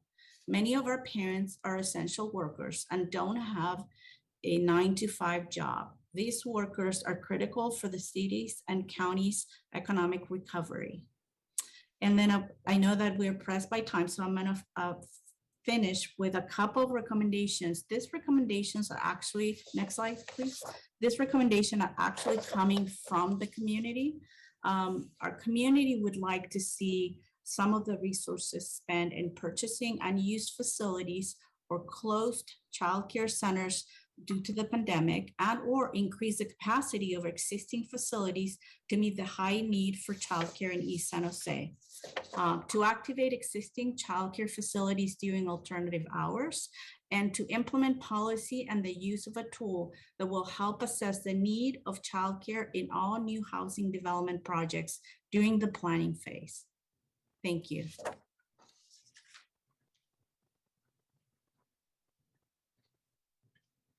Thank you, Veronica. And now we'll turn over to Kathleen King from the Healthier Kids Foundation. Yes, as the last speaker, I'm going to say I don't need my slides. I'll just put in a couple sentences. Everyone knows what I'll say already, which is health and support of small children go hand in hand. And I just can't imagine when we send kids off to kindergarten who may need glasses and don't even know they need them, or they're going with a toothache. So I just want to remind everyone that when we're talking about early education, early support, we're also talking health. And I'm so excited when I see organizations working together to leverage their resources. I also will say, I can't believe San Jose's recreational department is cost recovery. I would be impressed if you checked out some of the other cities and utilize what they do, maybe to help you decide how you handle that going forward. So thank you very much. Thank you, Kathleen. And I'm going to turn it back over to our co-chair, my co-chair, Ms. Arenas. Thank you. We are going to go to our public comments, and I will, at this point, I think, Supervisor Chavez, are you in agreement for the 2-minute span? We have how many? We have 9 speakers. 9 speakers. Okay, that will. I think that'll be about 20 minutes, and then that'll give us 15 minutes for next steps. So if we can do that, that would be fine. Great. We could also, we can reduce it down if we find ourselves losing key panelists here. Okay, so let me go to the person with the phone number ending in 5140. Go ahead. Yeah, this is great. I'm glad the taxpayer is going to be footing the bill for all this. It's ridiculous what you guys are proposing. What's going to happen when the money comes out? There's not enough money to provide everybody everything. And then all of a sudden you want the county and city workers to be subsidized too? They're already getting paid fat salaries. It's like glorified welfare for you people. You don't understand it. You're not going to have enough money to do all this. And you never, ever think about the taxpayer, nor do you thank the taxpayer, ever, ever, ever, ever. It's just more from the taxpayer. It's disgusting, and I'm tired of having to hear the womb to tomb that everybody needs everything from the taxpayer. When do you people think the money's going to run out? You know it's going to happen. There's no way you're going to be able to sustain all this. It sounds so feel good and everything. It is not. You people are going to bankrupt this county, the city, the state, and the federal government. It's already happening. Hey, by the way, why don't your buddy Joe Biden, how's he doing? How's he working out for you? How's that guy working out for you? Look at what he's doing. Is he going to help you out now? I doubt it. He already has you guys hooked. Thank you. Mr. Paul Soto, go ahead. Paul Soto from the Horseshoe. First of all, I'd like to speak about the translation. La Señora did not say, look at his Cape Town, South Africa. She did not say that. Yet that's what came out on the translation. Cape Town, South Africa is the heart of apartheid. I'm sure everybody here is educated, so you know what apartheid meant. Please check it. Second of all, in 1968, Sophie Mendoza marched on Roosevelt Junior High School, marched the kids out of there. Why? Because of the abuse, the dehumanization, and the degradation and the shameful acts of San Jose Unified School District and Elm Rock School District. What they were doing was my mother slapped her. They took her to the front of the class and beat her. Why? Because she was Mexican and she spoke Spanish in the school districts. I can be in a room with 100 Mexicans that speak Spanish. I cannot communicate with them. Why? Because my mother was so shamed that when we were being raised, she thought that we would be beaten too. So Spanish was forbidden. Thus, I'm cut off from a complete cultural connection with my own people in San Jose. And it started in the school districts. I'm tired of Mexicans being disrespected. I'm tired of Mexicans being exploited for their work. They run this city. Let the Mexicans strike for a week. This city shut down. When shut, we need to start having some more respect and some priority of our translations. Don't you ever put that translation. I want a human being translating English, considering, especially meeting, consider experience and what I continue to experience single day, my lack of ability to speak Spanish. I think I got that coming. Thank you, Mr. Soto. Next is Mr. Peter Ortiz, Trustee Ortiz.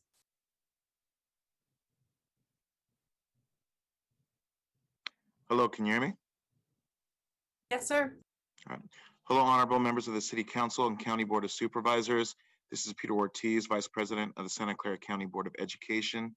As the chair of the Office of Education's Joint Legislative Advisory Committee, we have worked to elevate advocacy for the expansion of early childhood education and care as one of our main priorities. A major barrier that exists on the local level to child care expansion is the lack of suitable facilities, which was outlined in many of the reports.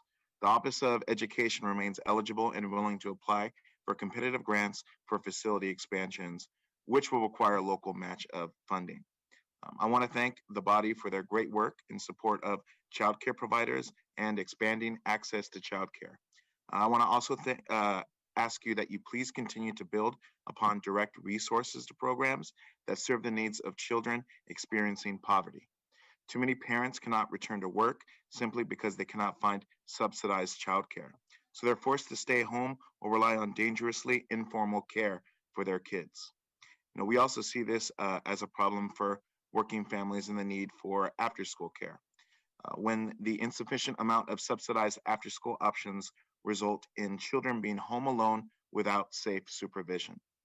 I thank the city and county for their ongoing support for early childhood education and childcare, and also urge the agencies here today to invest in childcare facilities, as well as scholarships and subsidies for both childcare and after-school programs. Thank you all for your hard work.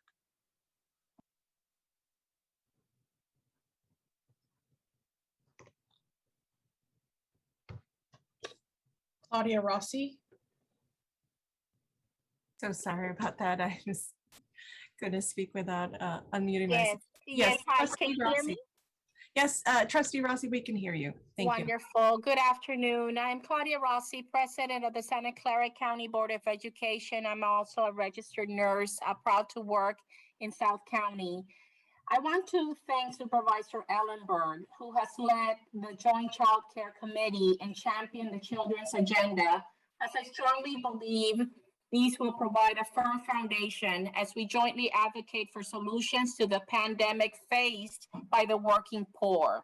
I'm referring to the child care crisis. In addition to investments in child care workforce, I believe our children need and deserve safe and welcoming spaces that serve the whole child. Children not only need safe spaces, but spaces to run, play, socialize, relate to one another under the safe care of adults that nurture the whole child. As school sites are occupied 180 instructional days, with only some sites used for summer school offerings, I believe we can examine funding sources to convert school sites to child care centers when school is not in session. The expanded definition of infrastructure under the Biden administration and the collective expertise and passion and far-reaching networks of leaders like you can truly create transformational change for our children, working families, and women of color who make up the majority of childcare workforce. Thank you all. Thank you. Next is Sandy Walker. Good afternoon, everyone. Thanks to all of you. I really appreciate the leadership you're providing in this critical area. The Y delivery system for childcare after school and summer camp will benefit greatly from workforce development and additional financial assistance. But I'm here today to tell you that I'm very encouraged by the opportunity that I see here. You know, as the CEO of the YMCA here in Silicon Valley, I believe that several of you mentioned an ecosystem and a cross-sectional approach to the solution. And I'm very encouraged by that. You know, I hope that we're building an asset map of where the capacity exists. And we're thinking not only in the county and city resources, but to community service organizations like ours. And if we can map out where there's capacity to build and where we can develop workforce pathways for parents and others, I think we'll have a greater impact on what we're trying to accomplish together. I'm also encouraging you to think more about off-hour care and off-hour workforce development opportunities for parents to see how they can build their own career path by considering being caregivers. And finally, this capacity building will require all of us to work together. And I believe a cross-sector approach is just what's needed. So thanks for all that you're doing. And please know that the YMCA and other agencies like ours are very strongly interested in being part of building capacity and being part of this important solution. Thanks. Thank you, Sandy. We will take you up on that. Next is Don Taylor. Good afternoon. I'm Don Taylor, the Executive Director at Epla Family Services. Thank you to the council members, supervisors, presenters, and staff. And I want to recognize the importance of what you've shared with the information and collaboration today. The importance of this, we've seen already paying dividends in our own experience through integrated care, behavioral health, and substance use needs that we've been able to partner with at schools via the SCCOE, the City of San Jose, direct to district work, our behavioral health services through the county and via health plans. And this has led to expanding support to over 12 districts and 125 schools. We know that the coordination with organizations like First Five, the Mayor's Gang Task Force, school health clinics, Healthy Kids Foundation, Pivotal, Kids in Common, to name a few, are really what can help impact the full student experience. And while there remains much to improve on, we see the dial continuing to move in a positive direction. And I see this happening through the listening, partnering, and recognizing the whole student need. And I thank you all very much for your commitment during this time, and happy to be a partner in this. Thank you. Thank you. And next is Vaughn Villaverde from Aki.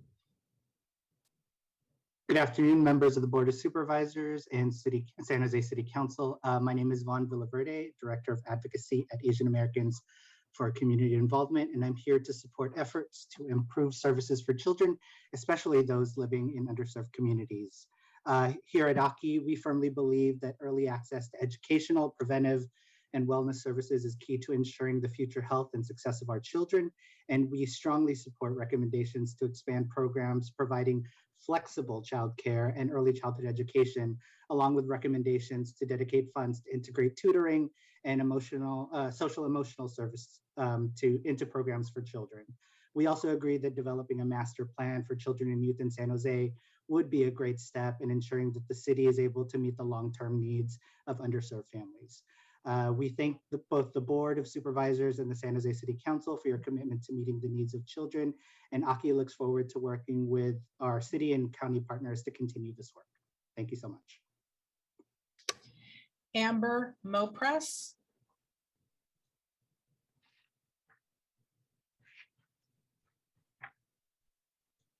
Amber?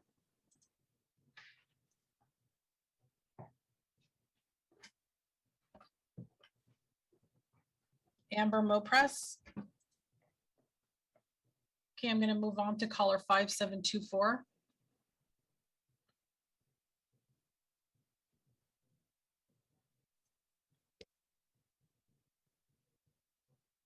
Caller 5724, press *6. Yes, can you hear me okay? Yes.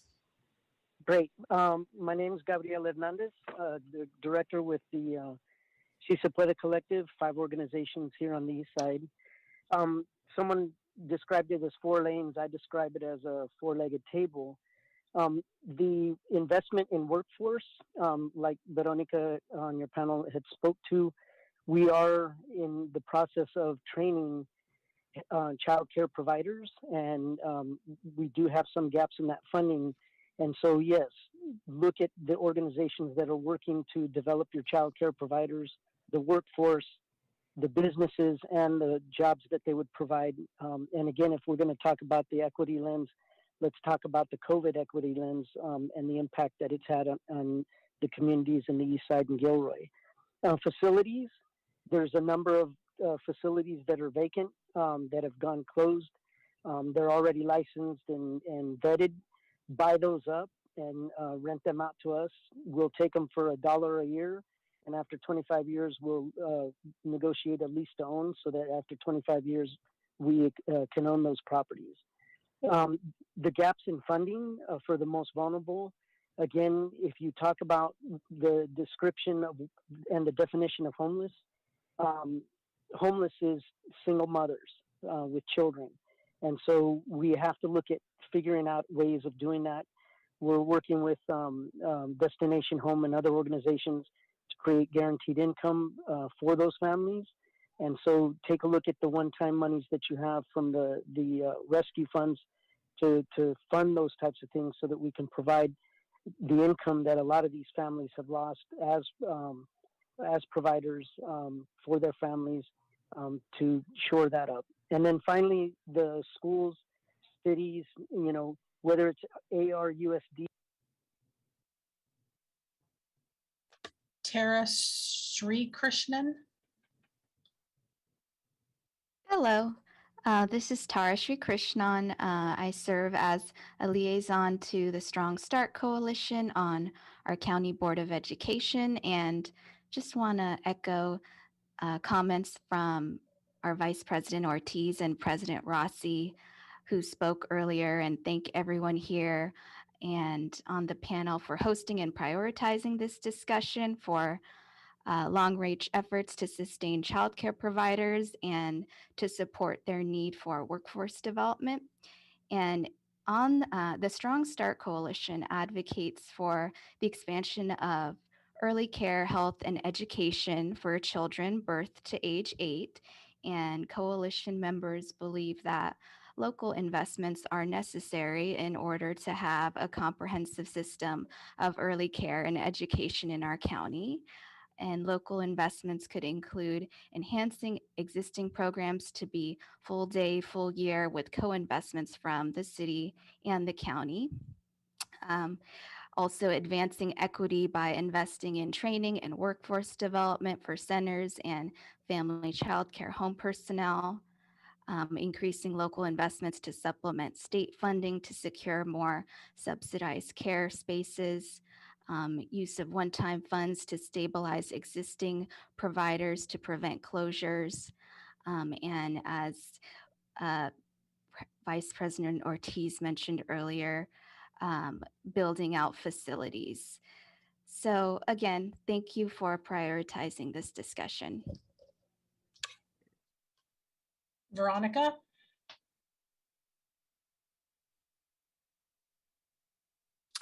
Great, thank you. And I also want to thank all the panel members and everyone for really prioritizing this.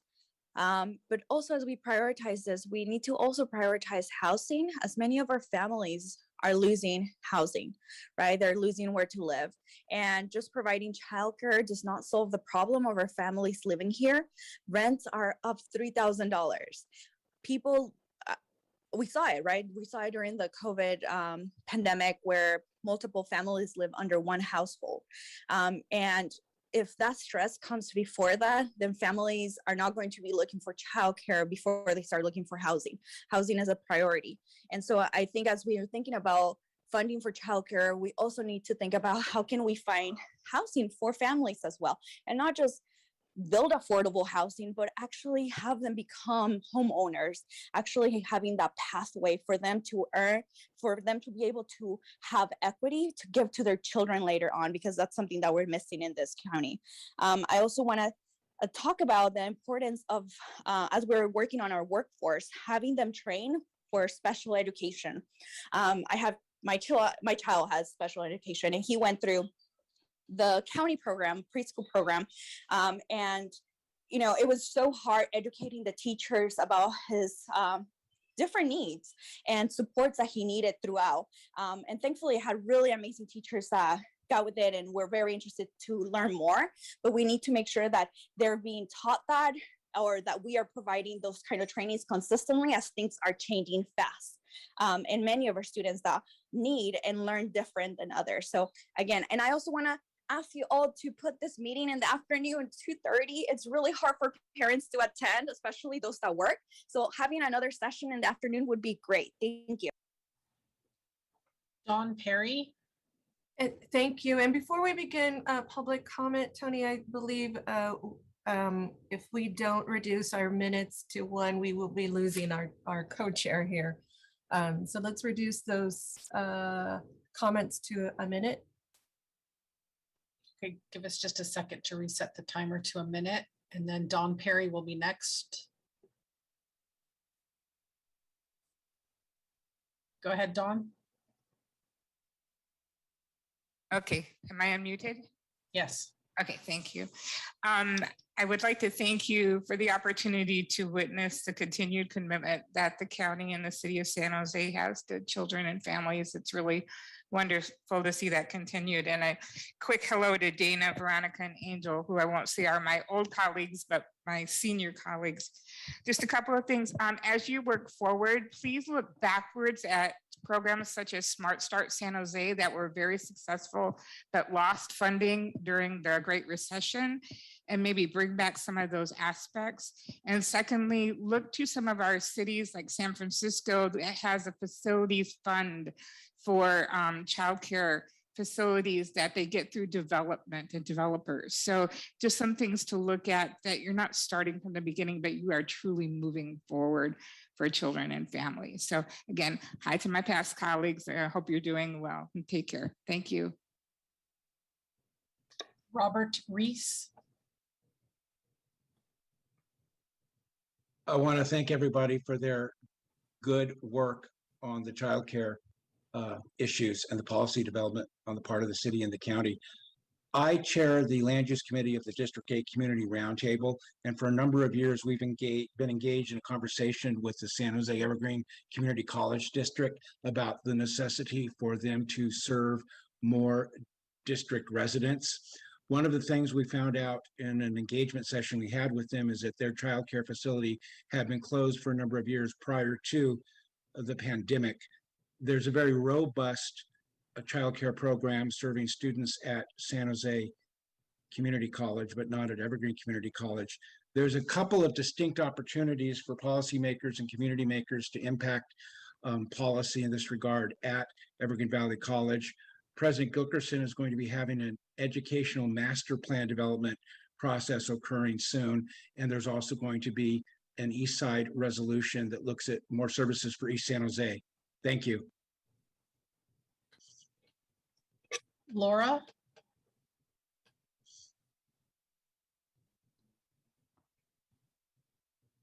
Hi, my name is Laura Rechka. Is that who you're calling? Yes. Hi, and I'm from the Welch community, and I just want to thank the city and the county for your collaboration on the children's issues. I just wanted to comment that as a mother of two grown sons that no longer need childcare, it's great to see that these opportunities and funding is being available, hopefully, to our communities, because way back then when I was a working mother, they weren't. And today in this community, there is a need for more scholarships to enhance and guide the future of our children. And in addition, I just wanted to comment that I've had our community also come up with interest in special needs children that, you know, they need scholarships also, and also focus on them. So I just wanted to speak up for those children too. Thank you. Stephanie Allen.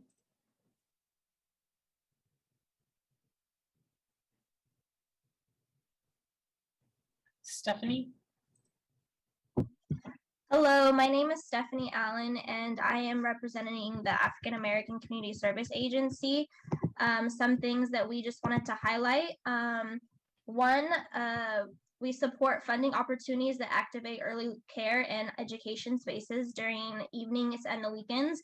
We all know that here in this county, especially families, whether single parents or having both parents in the home, they do rely on having multiple forms of income. So providing a space where we have daycares that are open later in the evening would definitely benefit many of the Black and Brown families in our community. Also, we support funding opportunities to expand the physical existing early care and education facilities, especially those of color, to increase the capacity to serve families. Thank you. LaVera Foster.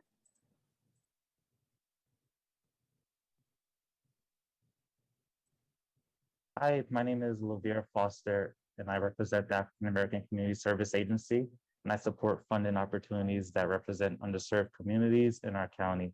Please keep these populations in mind as any decisions are made. Thank you. The final speaker is Janet Holt. Thank you very much. I'm District 8, and I'm on a couple of different neighborhood associations. And I would like to thank the committee and Sylvia Arenas for her work with childcare and education and children and women.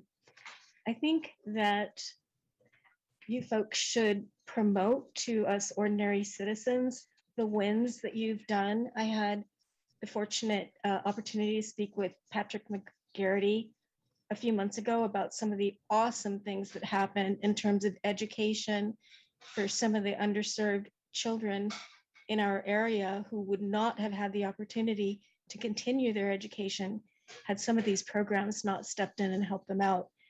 Please promote these things so that we all can help you and celebrate with you and be happy to give you our money and go out and promote it. Thank you very much. Thank you. And the last speaker is Rocio Abundis. She is a panelist, but she also wanted a moment to speak. Thank you. So Rocio Abundis, I am the manager for the Prevention Bureau in the Department of Family and Children's Services, and I'm also a Child Abuse and Prevention Council member, vice chair for programs. I'm thrilled to hear this conversation today, and I'm very excited. One of our primary thrusts in the Prevention Bureau is to prevent child abuse and neglect in overrepresented communities, specifically Latino and Black communities. Child abuse and neglect is not a DFCS issue alone. It has to be across systems. So I'm thrilled to see all of the partners that are here. It's also not a single issue problem. It's a very complex. There's a lot of things that contribute to it. And I wanted to mention that we just recently hosted a series of prevention summits, and we ended it with a list of recommendations that came from community. And those recommendations include housing, domestic violence, economic support, equity access to resources, behavioral health, parent education, and to no surprise, childcare. All those issues are intertwined, and we can only do this together as a collaborative. I'm making my own commitment to sharing with you the recommendations that came out specific to childcare. We would love to see those recommendations, and we are really out of time, but not out of energy and areas of discussion to talk. I know that there's a lot of panelists who have lots to share with us, and unfortunately, we're going to end our meeting. And before we end it, we're going to hear a motion on each side of the committee. I would like to encourage everyone to join us for part 2. There has to be a part 2 of this discussion. And so in the part 2, what we'll do, and as my co-chair, Supervisor Chavez, if you agree to this, maybe what we could do is summarize some of these gaps that have been reiterated through the meeting and public comment, as well as some of the opportunities in a form of like a memo or letter. I think that you had suggested that to me earlier, and so it's a great idea. I'd love for us to do that, and then continue our discussion from that point on. And hopefully we can get this meeting soon enough so we don't lose any momentum. Does that work? Yes, absolutely. Perfect. So I'm going to begin with my motion. Janet, you're not on mute. There you go. I'm going to begin with my motion to recommend to the city manager to utilize Phase 2 American Rescue Plan funds, as well as other funds that become available to expand ROC programs, as well as integrating tutoring and social emotional service strategies and partnerships. Additionally, develop a sustainability plan for the expansion of ROC. I heard some great comments throughout this meeting about that particular need and capacity. Second part of that is recommend to the city manager collaborating with Santa Clara County Office of Ed and Santa Clara County on efforts to utilize federal and state funding to create additional scholarships and alternative payment program availability for children and families. And potentially, I think I heard earlier, maybe advocating together for regulatory changes. And I think I'm getting a request to also add in that recommendation, the first recommendation, to integrate tutoring, social emotional service strategies, health, and partnerships. And so absolutely honor that. We have to have our children healthy.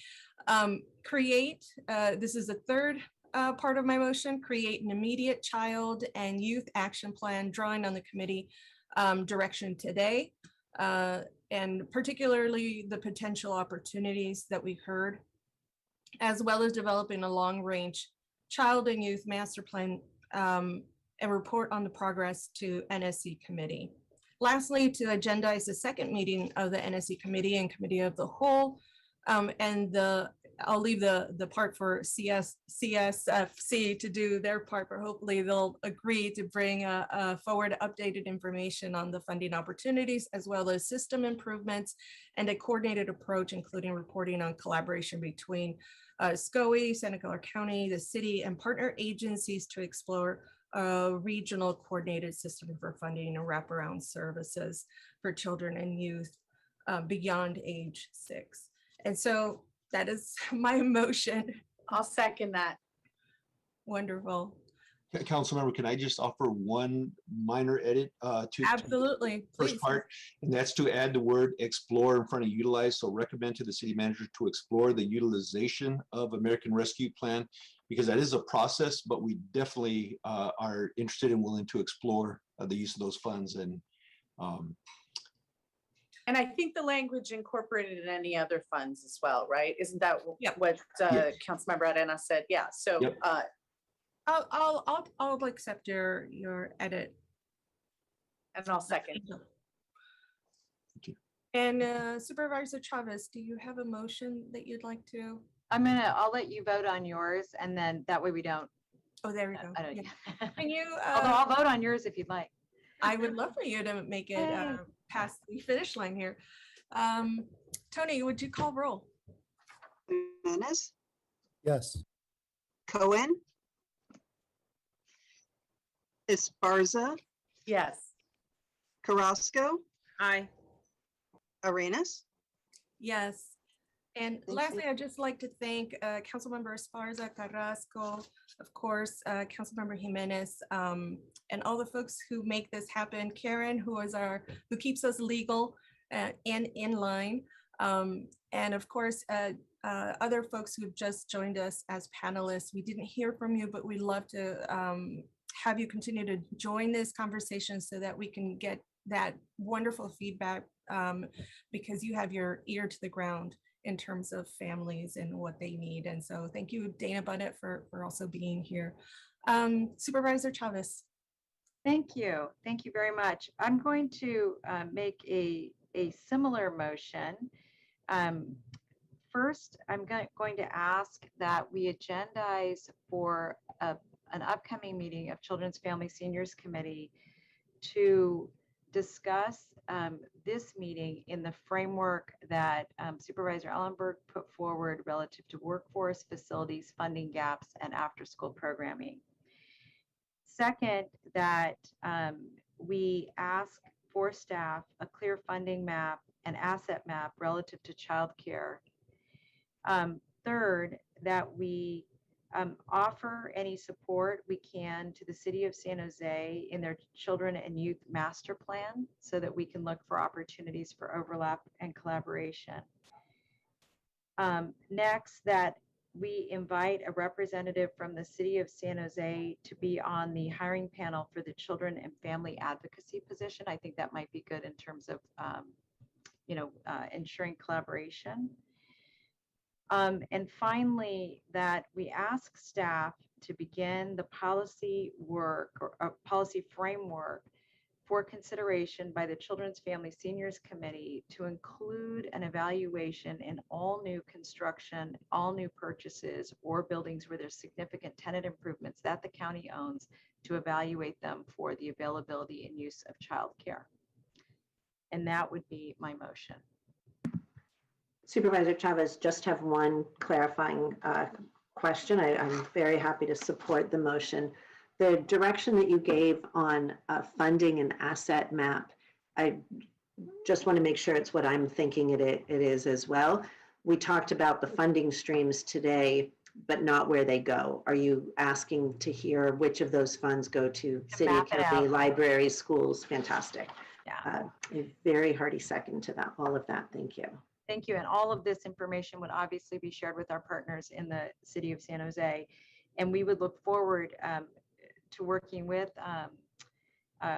Chair Arenas on a follow-up meeting. In particular, we'll want to work with staff so that we know there are some concrete pillars that we're going to be able to check in with. And the only other thing I want to add is that there are some speed issues relative to this because of funding that's available from the state and funding that will be available from the federal government. And that would be my motion with all of that understanding. And Supervisor Ellenberg, that's still okay as a second? Absolutely. Okay, well, this is a rowdy vote. Go ahead, Dave. Roll call us. Person Ellenberg? Yes. And Chairperson Chavez? Yes, and I will offer, thank you so much, Dave. And I'm going to offer the universal thank you all to the City of San Jose, to all the council members and the staff, and everybody who made today's meeting possible, and also to the county. I just really appreciated Dr. Smith, you spending so much time with us today. I know that means a great deal to me and to others. And Dr. Duan, really happy that we got a chance to see you instead of the courts in jury duty. Thank you. Thank you, Supervisor Chavez.